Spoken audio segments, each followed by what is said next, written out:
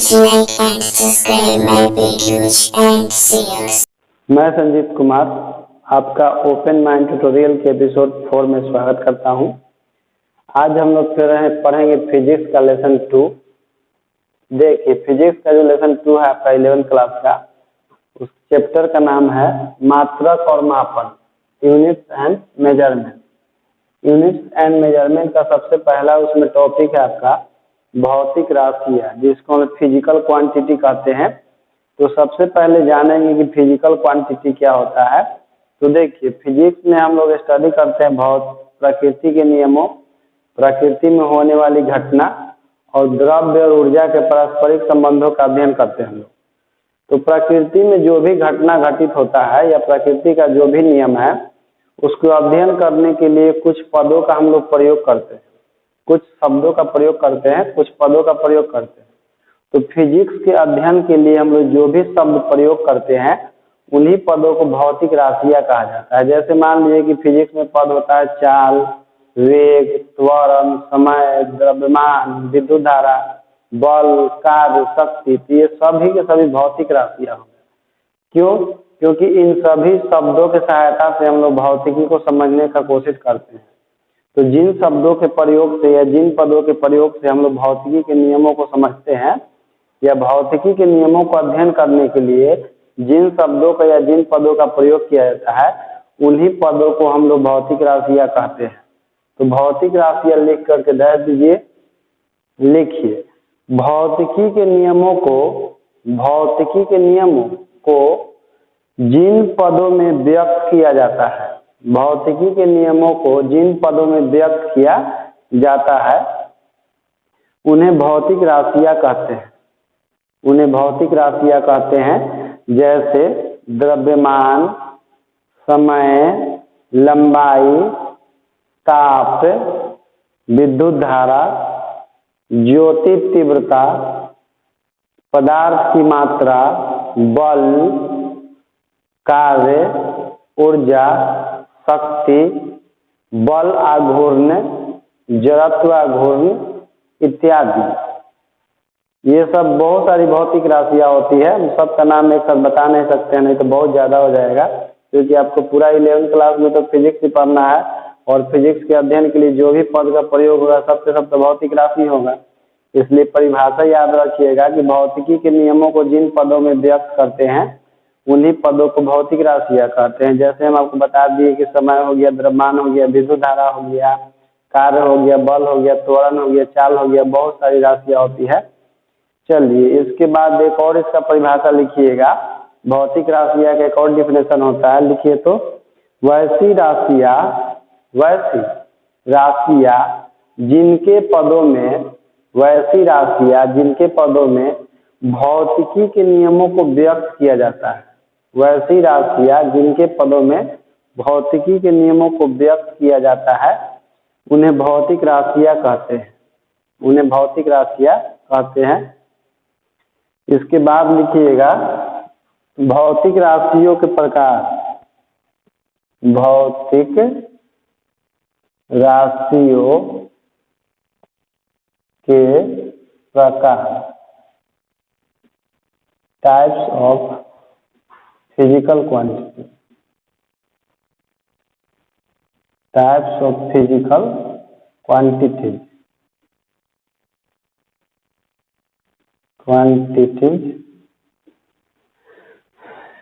Dash देकर इसमें लिखिएगा। भौतिक राशियां मुख्यतः दो प्रकार की होती है। भौतिक राशियां मुख्यतः दो प्रकार की होती है। पहला नंबर लिखिएगा आधारी या मूल भौतिक राशियां। आधारी या मूल भौतिक राशियां, जिसको हम लोग बोलते हैं बेसिक और फंडामेंटल। बेसिक और fundamental physical quantity.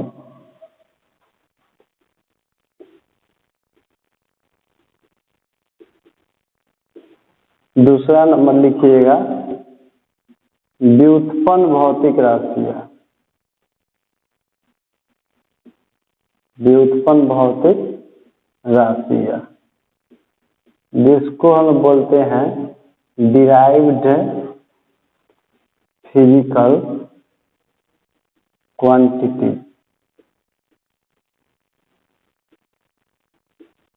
Derived physical quantity. देखिए भौतिक राशियों के प्रकार, तो भौतिक राशियां दो प्रकार की होती है, एक होती है आधारी या मूल भौतिक राशियां और दूसरा आपका होता है व्युत्पन्न भौतिक राशियां।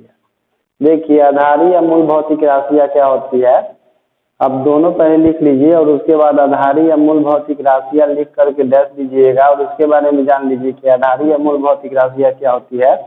तो देखिए वैसी भौतिक राशियां जो किसी दूसरे राशि पर निर्भर नहीं करती है, वैसी भौतिक राशियां जो किसी दूसरे भौतिक राशि पर निर्भर नहीं करती है, उसे हम लोग आधारी या मूल भौतिक राशियां कहते हैं। इसको एक और तरह से हम लोग डिफाइन कर सकते हैं आधारी या मूल भौतिक राशियों को, वैसी भौतिक राशियां जो किसी दूसरे राशि से स्वतंत्र होती है, वैसी भौतिक राशियां जो किसी दूसरे भौतिक राशि से स्वतंत्र होती है, उसे आधारी या मूल भौतिक राशियां कहते हैं। तो इसको हम दो तरह से डिफाइन कर सकते हैं। पहला तो प्रकार हो गया कि वैसी भौतिक राशियां जो किसी दूसरे भौतिक राशि पर निर्भर नहीं करता है, उसे हम लोग आधारी या मूल भौतिक राशियां कहते हैं। ये भी बोल सकते हैं कि निर्भर नहीं करता है, इसका मतलब है कि दूसरे से स्वतंत्र होता है, तो हम लोग बोल सकते हैं कि वैसी भौतिक राशियां जो किसी दूसरे भौतिक राशियों से स्वतंत्र होता है, उसे आधारी या मूल भौतिक राशियां कहते हैं। तो लिख करके डैश दीजिए और लिखिए उसमें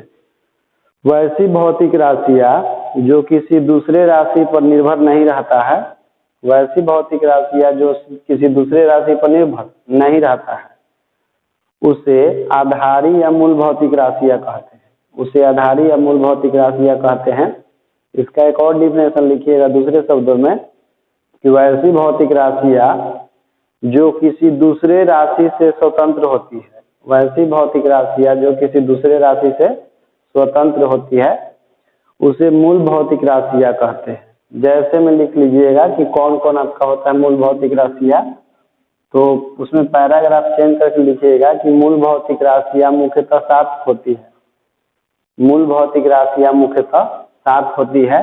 सातों के नाम लिख लीजिएगा, समय, कोमा द्रव्यमान, कोमा लंबाई, इसके बाद लिखिए विद्युत धारा, विद्युत धारा, उसके बाद लिखिएगा ज्योति तीव्रता,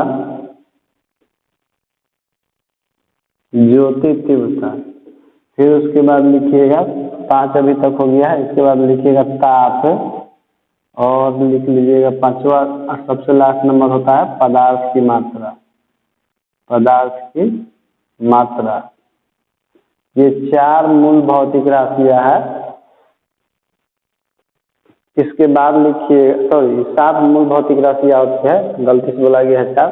कौन कौन, तो समय, द्रव्यमान, लंबाई, विद्युत धारा, ज्योति तीव्रता, ताप और पदार्थ की मात्रा। इसके बाद लिखिएगा दूसरा नंबर पॉइंट जो आपका व्युत्पन्न भौतिक राशि। देखिए व्युत्पन्न भौतिक राशियां का मतलब होता है कि वह ऐसी भौतिक राशि जो किसी दूसरे भौतिक राशि से उत्पन्न होती है, वैसी भौतिक राशि जो किसी दूसरे भौतिक राशि से उत्पन्न होती है, उसे व्युत्पन्न भौतिक राशि कहते हैं। ये तो एक डिफिनेशन हो गया। लेकिन आखिर यह किससे उत्पन्न होता है, तो देखिए हम लोग जान गए कि 7 गो आधारी राशि है, तो जो व्युत्पन्न राशि होता है वो आधारी राशियों से उत्पन्न होता है। तो ये भी बोल सकते हैं कि वैसी भौतिक राशियां जो आधारी राशियों से उत्पन्न होती है, वैसी भौतिक राशियां जो आधारी राशियों से उत्पन्न होती है, उसे व्युत्पन्न भौतिक राशियां कहते हैं।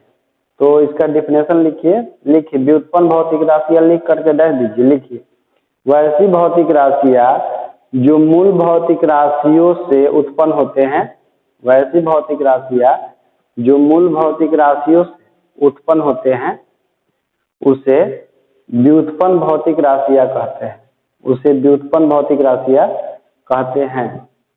जैसे लिखिएगा, जैसे चाल, कोमा वेग, कोमा त्वरण, कोमा बल, कोमा कार्य, कोमा शक्ति, कोमा ऊर्जा, कोमा बल आघूर्ण, कोमा जड़त्वाघूर्ण कोमा आवेग कोमा संवेग इत्यादि कर लीजिएगा।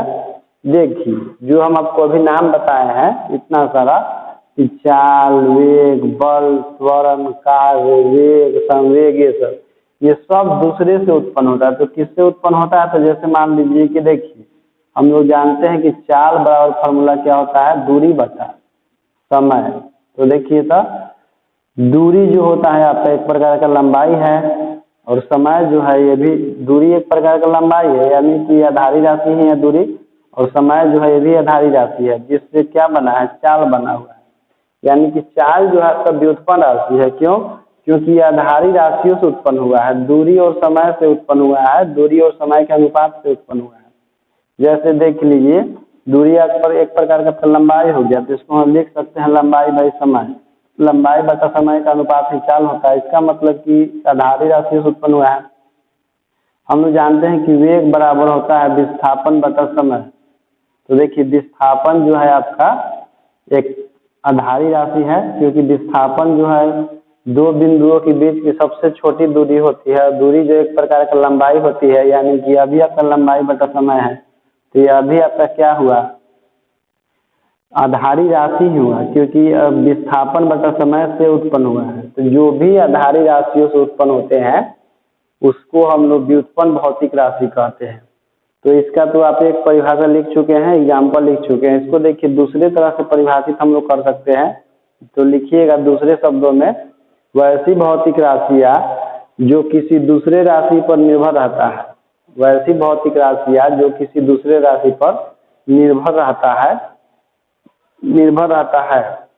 उसे व्युत्पन्न भौतिक राशियाँ कहते हैं। उसे व्युत्पन्न भौतिक राशियाँ कहते हैं। देखिए इसका कारण है कि जैसे चाल जो है वो दूरी और समय पर निर्भर है, तो हम लोग कह सकते हैं कि आधारी राशियों पर ही निर्भर है। तो दूसरे तरह से भी हम डिफाइन कर सकते हैं, लेकिन उसका अर्थ नहीं बदलता है। प्रत्येक परिस्थिति में मतलब वही होता है, क्योंकि आधारी भौतिक राशियों पर निर्भर है, इसका मतलब कि आधारी भौतिक राशियों से ही उत्पन्न हुआ है। इसका एक और डिफिनेशन लिखिएगा तीसरे शब्दों में। लिखिए वैसी भौतिक राशियाँ जो किसी दूसरे राशि से स्वतंत्र नहीं होती है। वैसी भौतिक राशियाँ जो किसी दूसरे राशि से स्वतंत्र नहीं होती है उसे व्युत्पन्न भौतिक राशियाँ कहते हैं। वैसी भौतिक राशियाँ जो किसी दूसरे राशि से स्वतंत्र नहीं होती है उसे व्युत्पन्न भौतिक राशियाँ कहते हैं।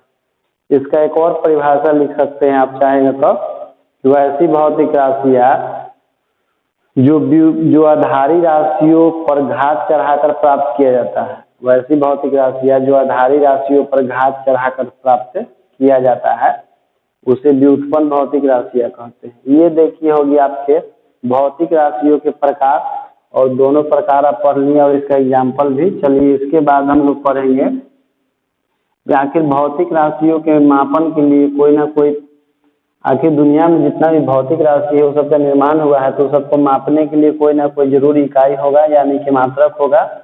तो चलिए मात्रक के बारे में हम जानते हैं कि मात्रक क्या होता है। तो देखिए पहले क्या होता था कि पहले के समय में हम लोग किसी वस्तु को माप नहीं पाते थे। हम लोग अपने अंदाज पर यह बताते थे कि इतना गुना ज़्यादा है, इतना गुना कम है। जैसे मान लीजिए कि यह पूछ दिया जाए कि कुत्ता और हाथी में बड़ा कौन है, तो हम लोग कहेंगे कि हाथी बड़ा है।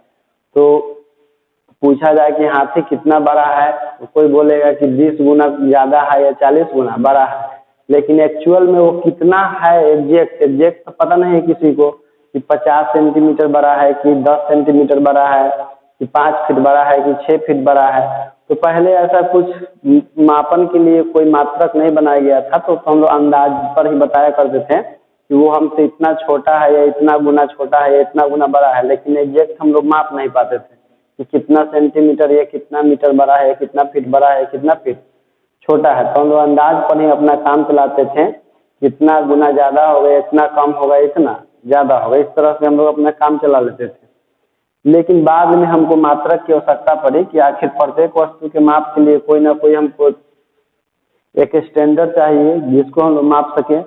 तो देखिए इसके बाद भौतिक राशियों के मापन की बात आई तो सब उसके लिए मात्रक बनाया गया। तो मात्रक क्या होता है? तो प्रत्येक भौतिक राशियों के मापन के लिए एक स्टैंडर्ड चुन लिया गया है। जैसे कि मान लीजिए कि इतना बड़ा कोई गोला होगा, उसको मान लिया, अब वैज्ञानिक लोग मान लिए कि यह 1 kg है और दुनिया उसी को आज फॉलो करते आ रहा है। जो भी उसके बराबर में होता है उसको भी हम लोग 1 kg समझते हैं। तो प्रत्येक भौतिक राशियों के मापन के लिए एक मानक चुन लिया गया है। मानक मतलब स्टैंडर्ड।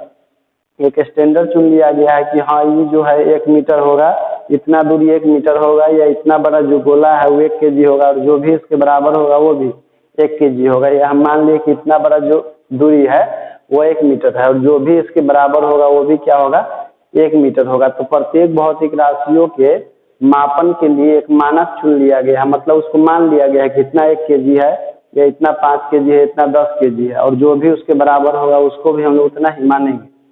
तो मात्रक क्या होता है, तो प्रत्येक भौतिक राशियों के मापन के लिए, प्रत्येक भौतिक राशियों के मापन के लिए उसका एक मानक चुन लिया गया है, मतलब मान लिया गया है कि हाँ यह 1 kg है, या 1 मीटर है, या ये 1 सेकंड होता है। तो प्रत्येक भौतिक राशियों के मापन के लिए एक मानक चुन लिया गया है, और उसी मानक को उस भौतिक राशि का मात्रक कहते हैं। तो मात्रक लिख के डैश दीजिएगा। मात्रक का अंग्रेजी होता है आपका यूनिट। तो यूनिट्स क्या होता है, तो लिखिए प्रत्येक भौतिक राशि की माप के लिए, प्रत्येक भौतिक राशि की माप के लिए उसी राशि का कोई मानक चुन लिया जाता है। उसी राशि का कोई मानक चुन लिया जाता है, कोई मानक चुन लिया जाता है। मानक को हम लोग स्टैंडर्ड बोलते हैं, स्टैंडर्ड। तो फिर से लिख लीजिएगा, प्रत्येक भौतिक राशि की माप के लिए उसी राशि का कोई मानक चुन लिया जाता है, और उसी मानक को उस भौतिक राशि का मात्रक कहते हैं, और उसी मानक को उस भौतिक राशि का मात्रक कहते हैं।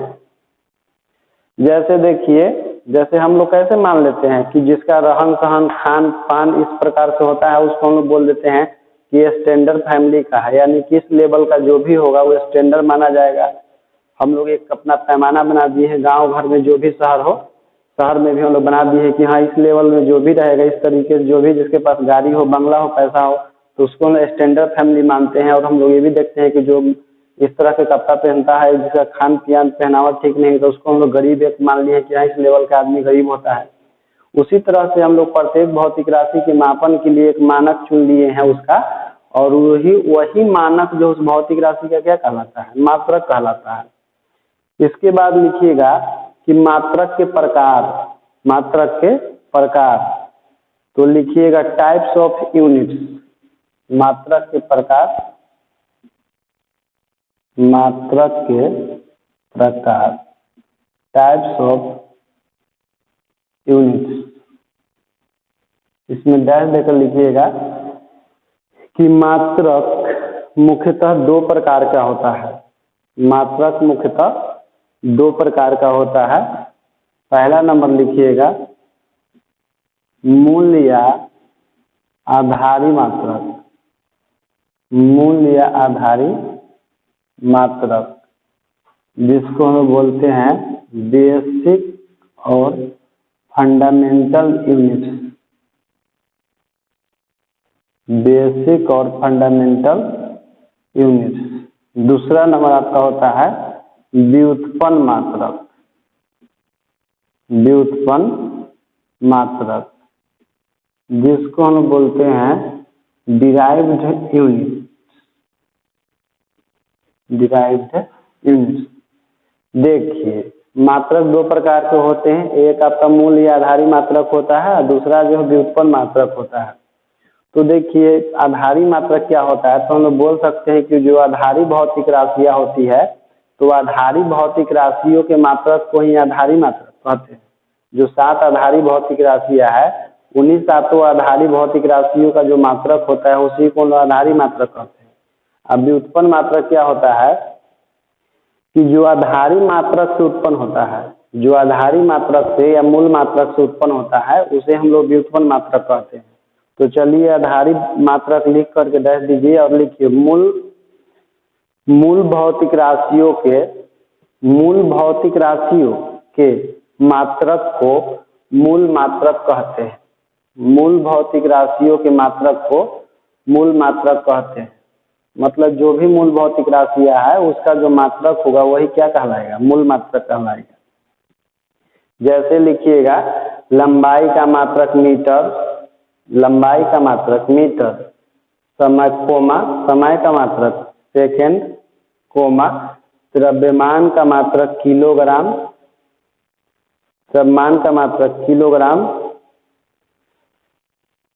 ताप का मात्रक केल्विन।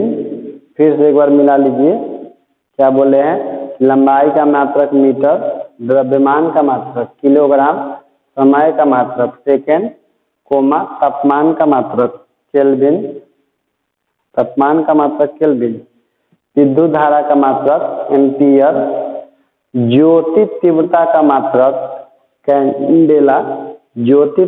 मात्रक कैंडेला, पदार्थ की मात्रा का मात्रक मोल,